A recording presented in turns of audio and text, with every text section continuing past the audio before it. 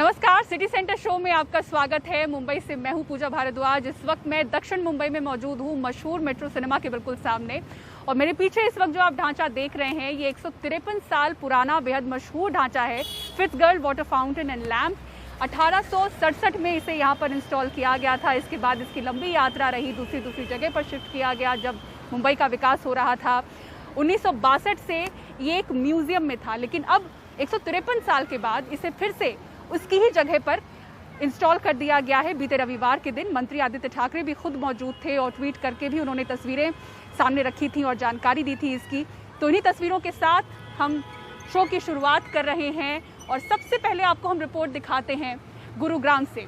1 महीने पहले हरियाणा के गुरुग्राम में हेमकुंड फाउंडेशन द्वारा बनाए गए एक अस्थायी अस्पताल को तोड़ दिया गया है। हेमकुंड फाउंडेशन का कहना है तोड़ने वाले जो लोग हैं, ये वो लोग हैं जिनसे किराए पर जमीन उन्होंने ली थी। इधर गुरुग्राम प्रशासन का कहना है कि आरोपियों के खिलाफ कार्रवाई होगी। सौरभ शुक्ला की रिपोर्ट देखिए। उजाड़ हो चुकी इस जगह पर कुछ घंटे पहले तक 500 मरीजों के लिए कोविड अस्पताल चलाया जा रहा था। एक के पास गन भी थी, आर्म्ड है।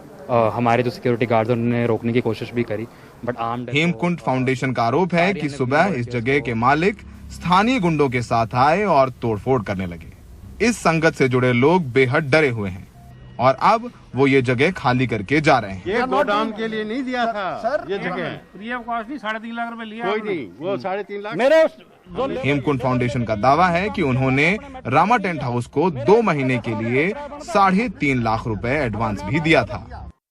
सुबह करीब 8 बजे ये गुंडे जो थे, लोकल गूंस, ये लोग आए। जनरेटर पहले, एवरीथिंग वाज प्लान, सारा कुछ प्लान था।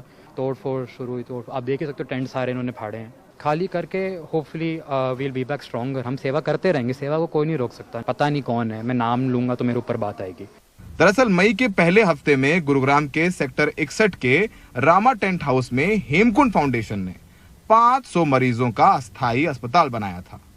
रामा टेंट हाउस के लोगों का कहना है कि अब यहाँ मरीज नहीं आ रहा है, लिहाजा वो ये जगह खाली करवाना चाहते हैं।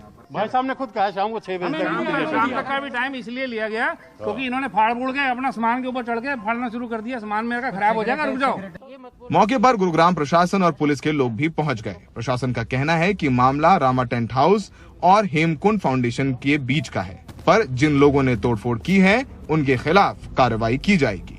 तो मैंने कहा कि इनको टाइम दो, क्योंकि अभी कोई पेशेंट तो नहीं था, लेकिन कोई रिटर्न में भी एग्रीमेंट नहीं हुआ, तो अभी इनको हटाने के लिए टाइम देने के लिए मैंने बोल दिया है। सर, ये लोगों का इनका ये भी कहना है कि सुबह यहाँ तो थोड़े कुछ लोग गन्स लिए के अंदर आए। हाँ, वो पुलिस को बोल दिया है, एसएचओ साहब को, उसकी कार्रवाई एसएचओ करेंगे।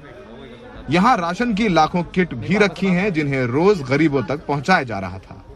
अब हेमकुंड फाउंडेशन सेवा करने के लिए नई जगह तलाश रहा है। इनका कहना है कि ये अपनी सेवा जारी रखेंगे। काफी दुखद है कि जिस जगह पर बहुत लोगों की जानें बचाई गई, ऑक्सीजन दिया गया, जब सरकार भी फेल हो गई थी, उसे अब हेमकुंड फाउंडेशन को खाली करना पड़ रहा है। लेकिन अच्छी बात यह है कि जब पूरा मामला मीडिया के सामने आया है तो लोग भी मदद करने के लिए सामने आ रहे हैं। गुरुग्राम में लोग अपने दफ्तर खोलने के लिए तैयार हैं कि हमारे दफ्तर में हॉस्पिटल बना लीजिए। लोग कह रहे हैं हमारे घर में बना लीजिए, लोग कह रहे हैं हमारे खेतों में बना लीजिए। तो कहीं ना कहीं जहां निराशा होती है, उसके बाद आशा भी ज़रूर देखने को मिलती है, और ऐसी आशा जिससे काफ़ी लोगों को प्रेरणा मिल रही है। सहयोगी अशोक महाले के साथ गुरुग्राम में सौरभ शुक्ला, एनडीटीवी इंडिया। दिल्ली में युवाओं के लिए वैक्सीन संकट अब एक नए स्तर पर पहुंच चुका है। 18 से 44 साल तक के लोगों के लिए दिल्ली सरकार के टीकाकरण केंद्रों पर टीका मौजूद नहीं होने की वजह से कार्यक्रम तो पहले ही से रुक चुका था। अब वैसे लोग चिंता में हैं जिन्होंने कोवैक्सीन की पहली डोज ली थी और दूसरी डोज लेने का वक्त आ चुका है, लेकिन वैक्सीन नहीं मिल रही। मध्य दिल्ली के रानी झांसी रोड पर दिल्ली सरकार का स्कूल। यहाँ 18 से 44 साल के लोगों को कोवैक्सीन लगती थी।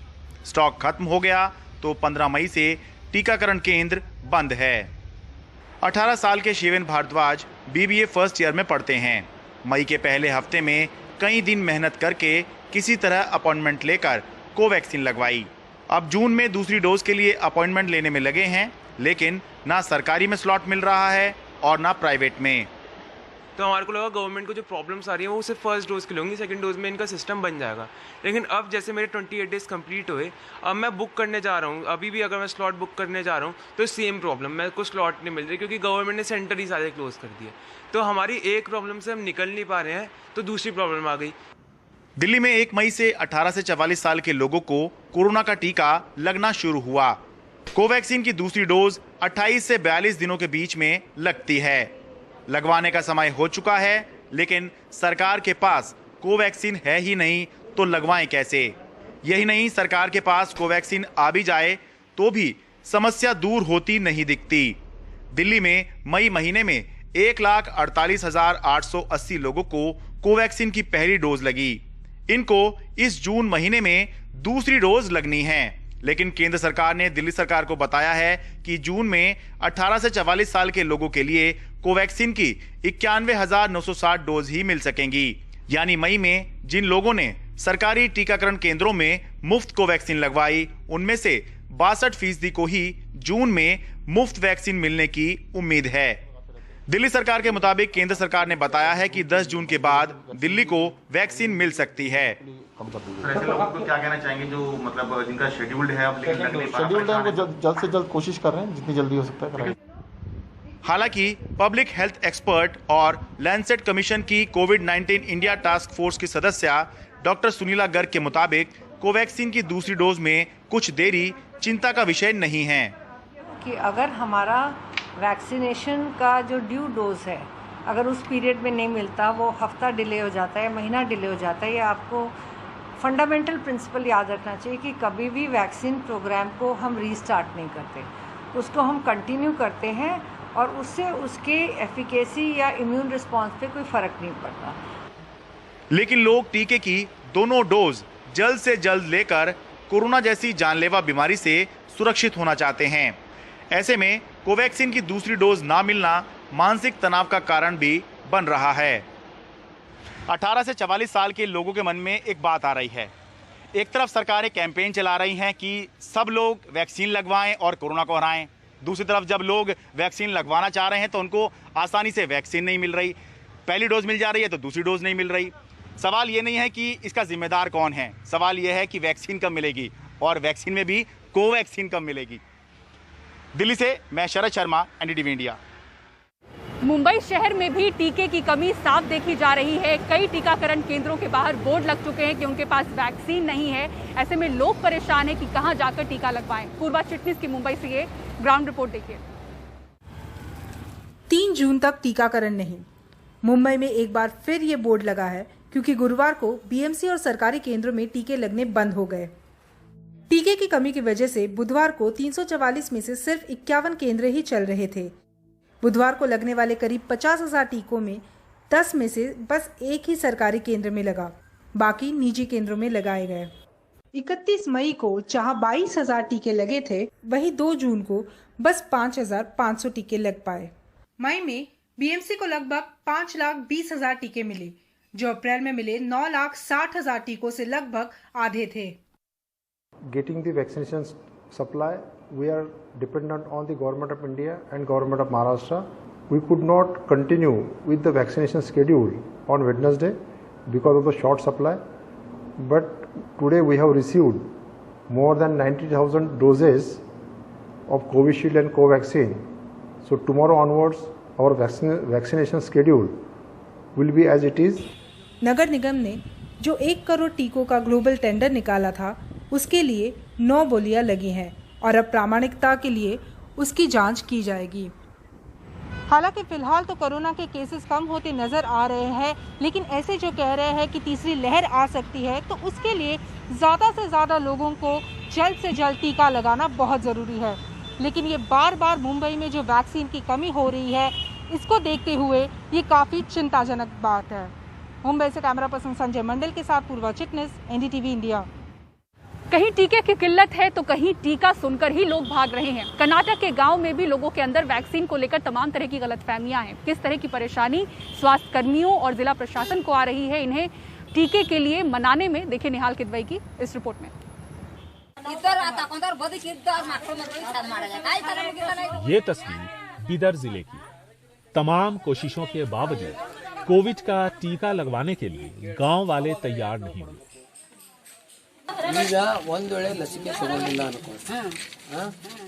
अगर आप टीका नहीं लगवाएंगी और कोविड हो गया तो आपकी मदद कौन करेगा? जो भी होगा होगा तो भगवान की मर्जी। तो भी टीका लगवा लें। वही तो, अगर टीका लगवाऊंगी तो मैं मर जाऊंगी, इसलिए मैं टीका नहीं लगवाऊंगी। मेरी बात सुनिए, टीका लोग मरने के लिए नहीं लगवाते, जीने के लिए लगवाते हैं। जीने के लिए लगवाते होंगे, फिर भी मर जाते हैं। मैं नहीं लगवाऊंगी। कुछ ऐसी ही तकरार राज्य के दूसरे ग्रामीण इलाकों से भी सुनने को मिल रही है। तुमकुर में जिला प्रशासन ने कम्युनिटी लीडर्स के साथ बैठक भी किया ताकि टीका लेने के लिए लोग तैयार हों। इसके पीछे वजह है अफवाहें जो सोशल मीडिया और दूसरे माध्यम से इनके पास पहुंच रही है। सोशल मीडिया पर किसी ने फैलाया कि वैक्सीन लेने के 2 साल बाद मौत हो जाएगी। किसी को लगता है कि टीका लगवाने से महिला बांझ हो जाएगी, तो सवाल पुरुषों के पुरुषार्थ से भी जुड़ा है। कहीं अफवाह है कि अलग अलग धर्मों के लोगों के टीके अलग हैं। कुल मिलाकर अविश्वास और अफवाहों ने स्वास्थ्य कर्मियों का काम मुश्किल कर दिया है। ಬಹಳ ಕೆಟ್ಟ ಅಪಪ್ರಚಾರಗಳನ್ನ ಮಾಡಿಬಿಟ್ಟಿದ್ದಾರೆ ಪ್ರೆಗ್ನೆಂಟ್ ಆಗೋದಿಲ್ಲ ಅಂತ ಹೇಳೋರು। गलत धारणाओं की कमी नहीं है। कोई सोचता है टीके लगवाने से महिला गर्भवती नहीं होगी, तो कोई सोचता है कि अलग अलग टीके अलग अलग समुदाय के लोगों को दिए जा रहे हैं। हम इन्हें शिक्षित करने की कोशिश कर रहे हैं। ಕೆಲವು ಕಡೆ ಎಲ್ಲ ಕೊಡಕ್ ಮಾಡ್ತಾ ಇದೀವಿ, ಅದು ನೀವು ಹೇಳಿದ ನಿಜ। ಮೊದಲೇ ಒಂದು ತಿಂಗಳು ತಗೊಳಲ್ಲ ಅಂದ್ರು, ಈಗ ತಗೊಳೋದೇ ಇಲ್ಲ ಅನ್ನೋ ಸ್ಥಿತಿಗೆ ಮಾತಾಡ್ತಾರೆ। We are trying to convince them. गांवों ही नहीं, बेंगलुरु शहर की ये तस्वीर पुरानी नहीं है। स्वास्थ्य कर्मियों और एक युवा के बीच झड़प। वो टीका लेना नहीं चाहता था। सोशल मीडिया पर जो वीडियो जितना ज्यादा वायरल होता है, इसे बनाने वाले की आमदनी भी उतनी ही ज्यादा होती है। ऐसे में इन दिनों सोशल मीडिया पर बेतुके और अवैज्ञानिक वीडियोस की बाढ़ से आ गई है। लोग इन्हें सच भी मान लेते हैं बगैर जांचे और परखे।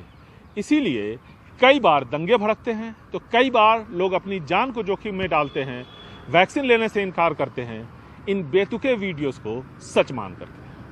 बेंगलुरु से कैमरामैन गोविंद मूर्ति के साथ Nihal Kidwai, NDTV India. Post Covid की तकलीफें जिस तरह से बड़े लोगों में यानी कि अडल्ट्स में नजर आती हैं, उसी तरह से बच्चे भी पोस्ट कोविड के शिकार हो रहे हैं। कई अस्पतालों का कहना है कि जो बच्चे कोविड के लक्षण के साथ उनके अस्पतालों में पहुंच रहे हैं, उनमें से करीब 60 से 80% ऐसे बच्चे हैं जो पोस्ट कोविड की तकलीफ के साथ ही उनके पास पहुंचे हैं। इनकी वक्त पर टेस्टिंग नहीं होती क्योंकि लक्षण नहीं होता, लेकिन करीब 1 महीने के बाद इनके अंदर पोस्ट कोविड से जुड़ी तकलीफें सामने आती हैं और कुछ बच्चे इतने घातक स्थिति में आते हैं कि उन्हें आईसीयू वेंटिलेटर की जरूरत पड़ती है। 2 साल का अमन अब अस्पताल से डिस्चार्ज हो रहा है। हाई फीवर, सांस में तकलीफ और खांसी की शिकायत के साथ डॉक्टर के पास पहुंचा था। एंटीबॉडी पॉजिटिव था। कोविड कब हुआ पता नहीं, लेकिन लक्षण के दूसरे दिन ही डॉक्टर इरफान अली के पास पहुंचा। अब 5 दिन के इलाज के बाद इसे ग्लेजी अस्पताल से छुट्टी मिल रही है। तो एंटीबॉडी वो बच्चों का हम लोगों का काफ़ी हाई टाइटर में पॉजिटिव आया एंड ब्लड टेस्ट भी किया, उसमें काफ़ी एचबी लो था, 4 एचबी था, तो उसको ब्लड ट्रांसफ्यूजन ब्लड भी चढ़ाना पड़ा, जिसकी वजह से जो सांस लेने की ब्रेथलेसनेस थी वो और ज़्यादा कॉम्प्लिकेट हो रही थी। जब हीमोग्लोबिन लो होता है तो और सांस लेने को तकलीफ होता है, ठीक है। तो उसके लिए हम लोगों ने ब्लड चढ़ाया और एंटीबॉडी टाइटर हाई पॉजिटिव था, फीवर स्पाइक हाई था, तो उसको फिर हम लोगों ने स्टीरॉयड स्टार्ट किया। स्टीरॉयड के ट्रीटमेंट के 5 डेज में उसका फीवर पूरी तरीके से चला गया एंड उसके साथ में हम लोगों ने नेबुलाइजेशन और बाकी की दवाइयाँ भी चालू की। अभी बच्चा सिम्टम फ्री है कम्प्लीटली 5 डेज ऑफ ट्रीटमेंट के बाद में, और अभी हम लोग डिस्चार्ज भी कर रहे हैं बच्चों को। डॉक्टर बताते हैं कि उनके पास पहुंच रहे कोविड के लक्षण वाले बच्चों में 70% से ज्यादा बच्चे पोस्ट कोविड की तकलीफ लेकर आते हैं। इनकी एंटीबॉडी पॉजिटिव होती है, यानी कोविड बिना या कम लक्षण के साथ इन्हें संक्रमित कर निकल जाता है और करीब 20 दिन से 1 महीने बाद बच्चों में बढ़ी तकलीफ साफ दिखती है।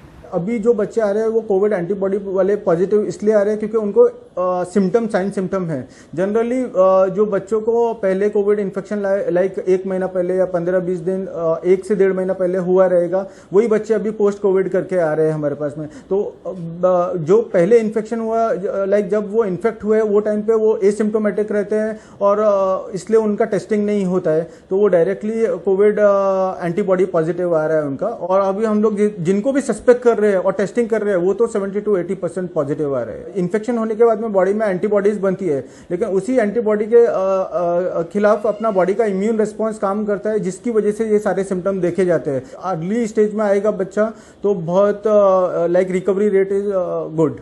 मल्टी सिस्टम इन्फ्लेमेटरी सिंड्रोम, लंबा बुखार और सांस की दिक्कत जैसी तकलीफें बच्चों में कोविड संक्रमण के बाद दिख रही है। पोस्ट कोविड सिंड्रोम जनरली 3 से 6 हफ्तों बाद आता है, जो बच्चे कोविड से रिकवर हो चुके हैं। तो ऐसे बच्चों में जो लक्षण रहते हैं वो रहता है कि fever, high grade fever more than 24 hours, आंखों में लाली आना, रैश स्किन पे आना, पेट में तेज दर्द होना और कभी कभी चक्कर आना और ब्रीथिंग की डिफिकल्टी होना। उनका हार्ट रेट भी कभी कभी बहुत तेज रहता है। लास्ट 1 to 2 मंथ से हम बहुत सारे पोस्ट कोविड सिंड्रोम के बच्चे देख रहे हैं।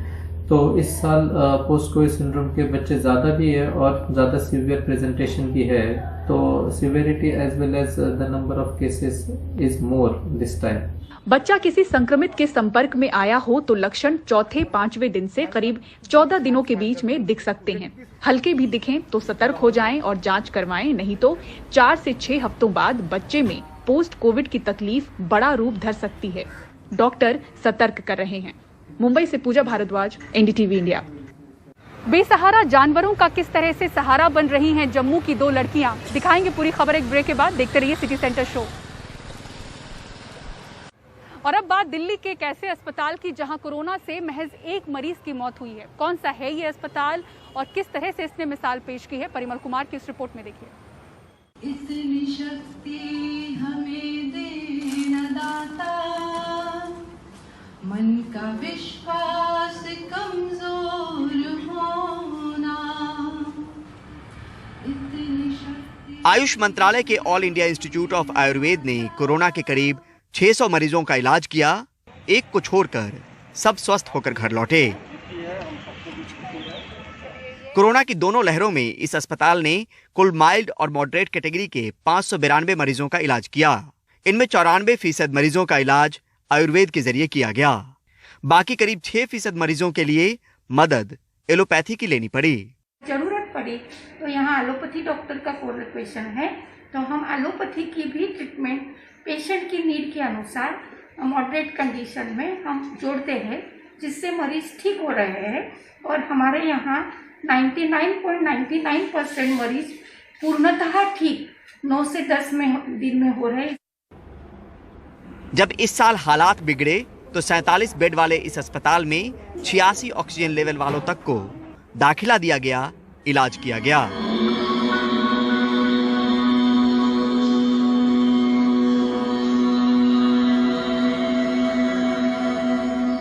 इलाज आयुर्वेदिक दवा, योग, हवन और प्राणायाम के जरिए किया गया। सुबह हम एक यज्ञ नीचे करते हैं, यज्ञ मीन्स हवन करते हैं, जिसको हम हर्बल फ्यूमिगेशन से वो कर सकते हैं, जिसमें हमें हवा की शुद्धता और हवा की शुद्धि के लिए हवन ऑलरेडी शास्त्रों में बताया है। तो यहाँ पे रोज़ जिस दिन से शुरू हुआ है, जिस दिन से कोविड के फर्स्ट केस आना शुरू हुआ, तो हमारे यहाँ रोज़ हवन होता है। गिलोय है, कुछ ऐसी हर्ब्स हैं जो यूज़ की जाती हैं। संशमनी बटी है, आयुष 64 है, आयुष काढ़ा है, नस्य है, अश्वगंधा है। पिछले 2 दिनों से अब इंतजाम पोस्ट कोविड वार्ड का भी है।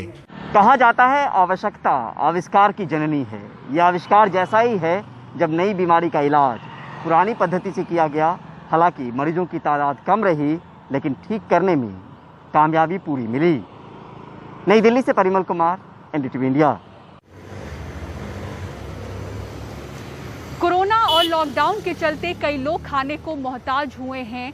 इंसान तो किसी तरह से भी अपने खाने का इंतजाम कर सकता है, लेकिन उन बेजुबान जानवरों का क्या जो कह नहीं सकते कि उन्हें भूख लगी है। ऐसे ही बेजुबानों की मदद के लिए जम्मू की 2 लड़कियां सामने आई हैं। नेहा और प्रवणी कोरोना की पहली लहर के वक्त से इन बेसहारा कुत्तों को खाना खिला रही हैं। ये घर से रोटी, चावल और दूध लेकर आती हैं और आसपास घूमते बेसहारा कुत्तों को खिलाती हैं। इन दोनों का कहना है कि ऐसा करने से उन्हें खुशी मिलती है। साथ ही वो लोगों से अपील करती हैं कि कम से कम एक रोटी ज़्यादा बनाएं ताकि ये बेसहारा जानवर भूखे ना रहें। तो मुंबई के मशहूर फिट्जगर्ल वाटर फाउंटेन एंड लैंप से सिटी सेंटर की पूरी टीम को दीजिए इजाज़त। खबरों के लिए देखते रहें NDTV इंडिया। नमस्कार।